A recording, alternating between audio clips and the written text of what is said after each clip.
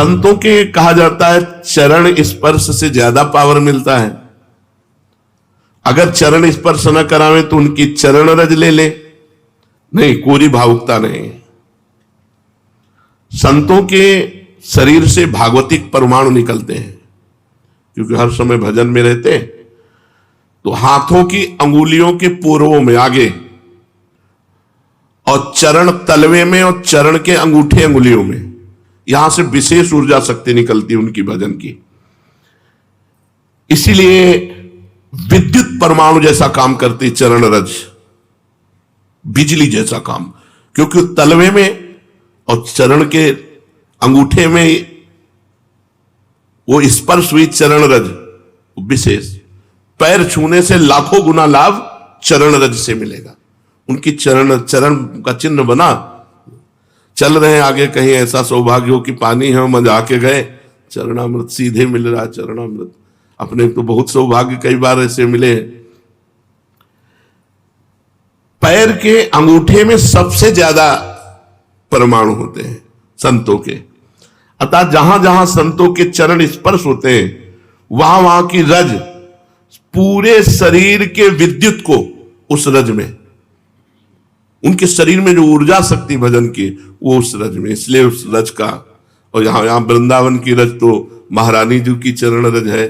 सद्यो वसीकरण चूर्ण मनंत शक्तिम तम राधिका चरण रेणु मनुस्मरामि। रोज चरण वंदना वृंदावन की करके और रज लगावे, बहुत लाभ प्राप्त होगा। जो रोज रज का सेवन करता है उसके अंदर भागवतिक परमाणुओं का समावेश हो जाता है और वो परम पवित्र हो जाता है। ऐसा कोई तीर्थ से भी पवित्रता नहीं मिलेगी जैसा भक्तों की चरण रज से। भगवत दर्शन का सर्वोत्तम उपाय क्या है? भगवान के दर्शन करने का सर्वोत्तम उपाय क्या है? भगवत दर्शन का सरल और सर्वोत्तम उपाय, दिन रात उनके नाम का जप करो और एकांत में रो, भगवान मिल जाओ। दिन रात नाम जप करो और भगवान के रुदु सुश्रम राजन कृष्ण दर्शन लालसा। बिन रोए किन पाइया प्रेम प्यारा बिन। लाडली जी ने राधा माधव चिंतन में लिखा हुआ है कि एक गोपी ने पूछा श्री कृष्ण प्राप्ति का उपाय किशोरी जी क्या है? तो किशोरी जी ने कहा हमने तो केवल आंसुओं को ही समझा है, केवल आंसुओं को ही समझा है प्रीतम की प्राप्ति का उपाय। जो रो रो करके नाम जप करता है, पुकारता है, रोता है, भगवान उसको दर्शन देते हैं। दूसरे नंबर की बात है कि तुम दर्शन के लिए व्याकुल कितना हो। जब तुम्हें न खान पान अच्छा लगे, न सोना अच्छा लगे, कुछ अच्छा ही ना लगे, इतनी व्याकुलता कि जीना भी अच्छा नहीं लग रहा। ये जब मृत्यु प्रिय लगने लगे और जीना प्रिय लगने लगे, इतना विरह हृदय में आ जाए, इतनी व्याकुलता हृदय में आ जाए, उसी समय भगवान दर्शन दे देते हैं। पर पहला उपाय दूसरे उपाय की अपेक्षा ठीक है कि हमारे अंदर विरह भी नहीं है, व्याकुलता भी नहीं, जलन भी नहीं है, पर हम रात दिन नाम जप करते तो अपने आप भगवान आकर दर्शन देंगे, पक्का। ना चाहो तो भी आके मिल जाएंगे। देखो मार्कंडेय जी भजन कर रहे हैं, चाह नहीं थी भगवान शंकर और पार्वती जी की, पढ़ के देख लो भागवत में, अपने आप आकर के दर्शन दिए। नर नारायण भगवान दर्शन दिए, सब दर्शन दे देंगे। खूब भजन करो। कहते हैं कलयुग में भगवान के दर्शन नहीं हो सकते।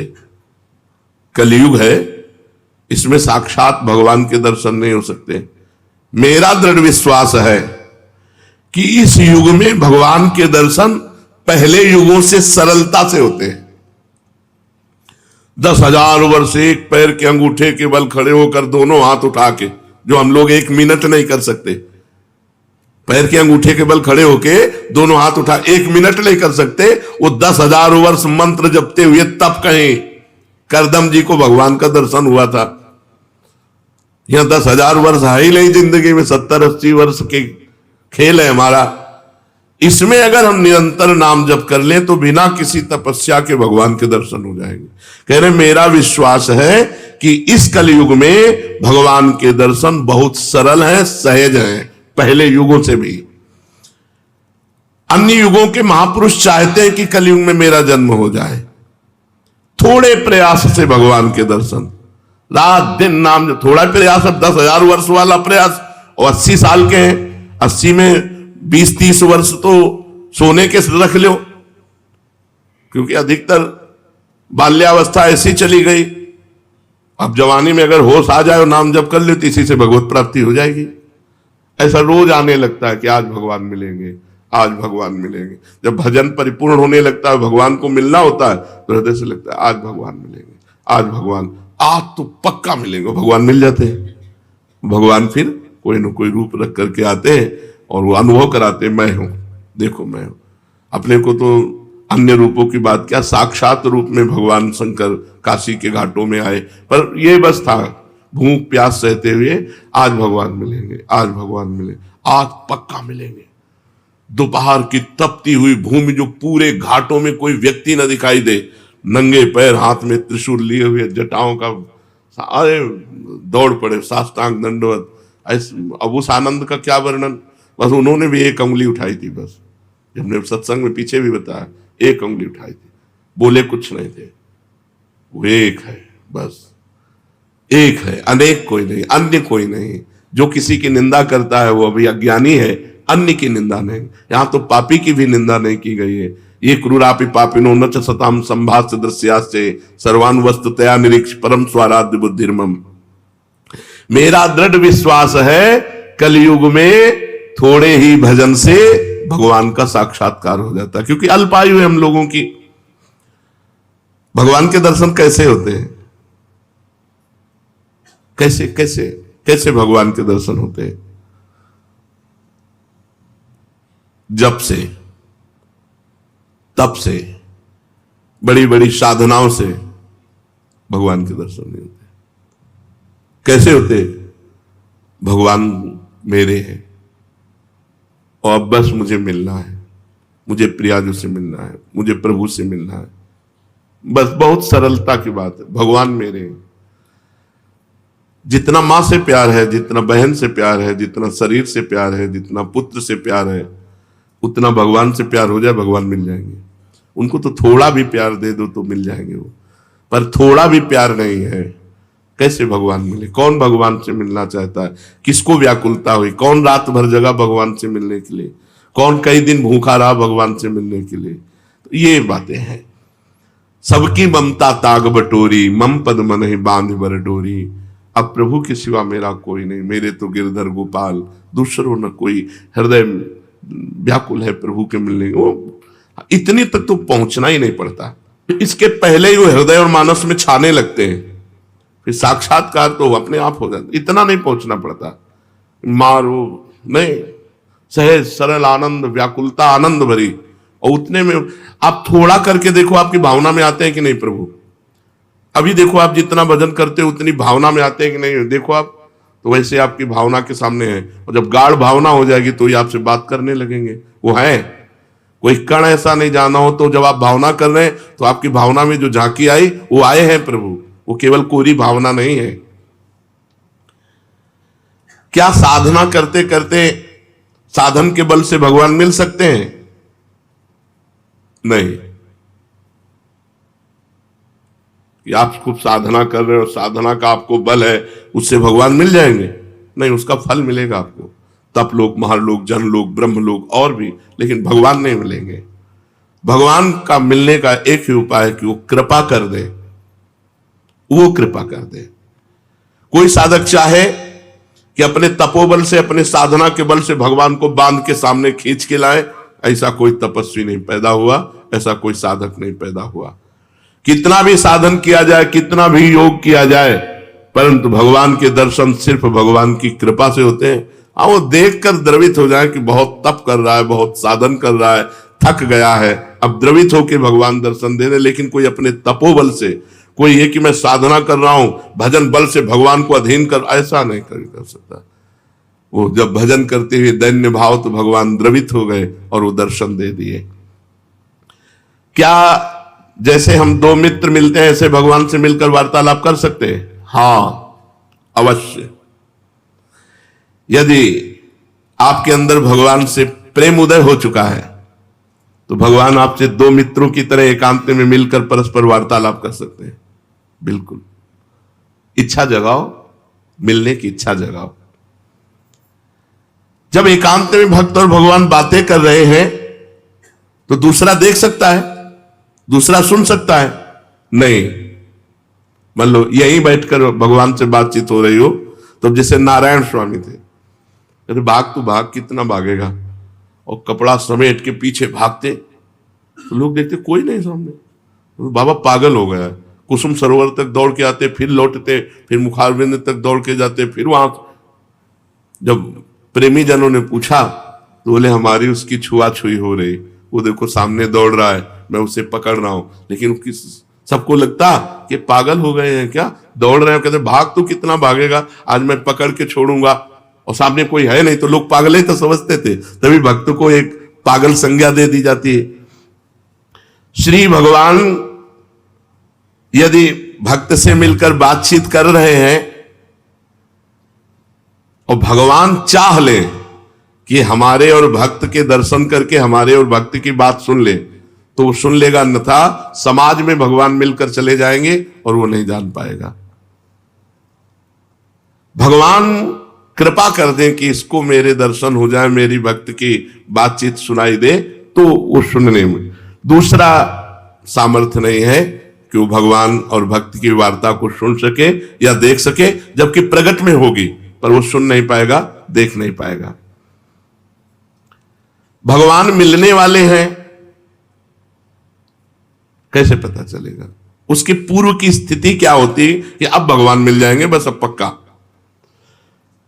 भगवान के साक्षात्कार के पहले उसे स्वप्न में भगवान मिलेंगे, स्वप्न में भगवान का आना होगा। फिर वो बैठे बैठे दिव्य प्रकाश उसके झलकने लगेगा, वो प्रकाश में भगवान की झांकी करेगा, जिसको साक्षात्कार होना। साक्षात स्वप्न में भगवान के दर्शन होना, ऐसे नहीं कि कोई फोटो के दर्शन होना, स्वप्न में ऐसा कि हम देख रहे हैं, बातचीत कर रहे हैं भगवान से। जागृत में बैठे बैठे दिव्य प्रकाश, उसी में भगवान दिखाई दे रहे, वो भगवान से बातचीत कर रहा है, ये पहले स्थिति होगी। फिर साक्षात भगवान प्रकट होकर उसे दर्शन देंगे। प्रकाश के अगर दर्शन नहीं हुए तो भगवत दर्शन का भी अधिकारी नहीं। स्वप्न दर्शन के बाद भी दिव्य प्रकाश उसके नेत्रों के सामने छाया रहे, हर समय ललित त्रिभंगी मूर्ति सामने विराजमान है। भगवान की दिव्यता को सहन करने के लिए वो प्रकाश दर्शन आवश्यक है, इसलिए पहले भगवान प्रकाश दर्शन देते हैं। स्वप्न दर्शन, स्वप्न दर्शन ऐसे नहीं कि कोई चित्रपट के दर्शन के या तीर्थ स्थान के दर्शन के या कोई श्री विग्रह के आप मान लिए भगवत दर्शन, नहीं, साक्षात जैसा, जागृत जैसा स्वप्न में दर्शन। फिर जागृत अवस्था में प्रकाश, दिव्य तेजो पुंज में भगवान का भाव, क्योंकि भगवान के दर्शन की दिव्यता को सहने की सामर्थ्य आनी चाहिए, नहीं तो वो तेज सहन नहीं कर पाएगा। उसको ऐसा धक्का लगेगा कि एक साथ जैसे बड़ा पावर बिजली का करंट, तो मर जाएगा। ऐसे एक साथ धक्का लगेगा उसके हृदय में, झेल नहीं पाएगा। इसलिए पहले स्वप्न दर्शन, फिर भावना, फिर दिव्य प्रकाश, फिर साक्षात दर्शन। साक्षात दर्शन ऐसे भगवान के, ऐसे कोई जिसको समझाने के लिए बिजली का भारी करंट मार दिया जाए, झटके में वो बस ऐसे। भगवान अनंत सामर्थ्यशाली। कहते हैं तुम घर सजाओ भगवान आएंगे। हाँ, तो मन का घर, ये बाहर वाला घर सजा ले सिलाई कि बाहर आप खूब सजा दो लीप पोत के, तो भगवान यहां मन रूपी घर को, मन से संसार रूपी कूड़ा निकल जाए, दैवी संपदा आ जाए, मन मंदिर बना लो, मन सजा लो, मन के दुर्गुण हटा लो, मन को संसार से खाली कर दो, भगवान आ जाएंगे। मन रूपी घर को सजाना। क्या भगवत प्राप्ति प्रारब्ध में लिखी है कि तुम्हें जाओ इस जन्म में भगवत प्राप्ति हो जाएगी? नहीं। भगवान का भजन संत समागम के द्वारा प्रारंभ होता है और भजन के द्वारा हमारा भाग्य नया निर्माण होता है भगवत प्राप्ति का, वो पूर्व जन्म से नहीं होता कि अगला जन्म तुम्हें भगवत प्राप्ति हो जाएगी, वो भजन से होता है। क्या प्रारब्ध बाधा पहुंचा सकता है? इच्छा प्रबल हो, भजन कस के हो, भगवान की अनन्यता हो, तो प्रारब्ध बाधा नहीं पहुंचा सकता, नहीं पहुंचा देगा। प्रारब्ध बहुत बुरा होता है। जिसे मान लो दोनों किडनी फेल, डायलिसिस, बड़ी समस्या, बड़ा परेशान, पर भगवान की कृपा से चल रहा है, साधन भी चल रहा है जो भगवान चला रहे हैं। जैसे अगर बताओ प्रारंभ में ही हो जाता, मान लो भजन शुरू किया, प्रारंभ हो गया, मार दिया ना प्रारब्ध ने, तो प्रारब्ध बाधा पहुंचा सकता है भगवत प्राप्ति में, यदि भगवान की अनन्यता न हो, भगवान की शरणागति न हो, भगवान का भजन न हो। भगवान की अप्राप्ति के संताप का क्या स्वरूप है?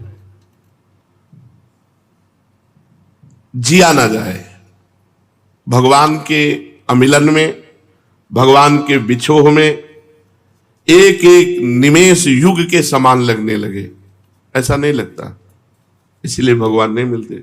अभी खाना पीना अच्छा नहीं, खान पान ते भावे है, नहीं कोमल वसन सुहावे, सब विषय लगे ते खारा है, हरि आशिक का मग न्यारा है।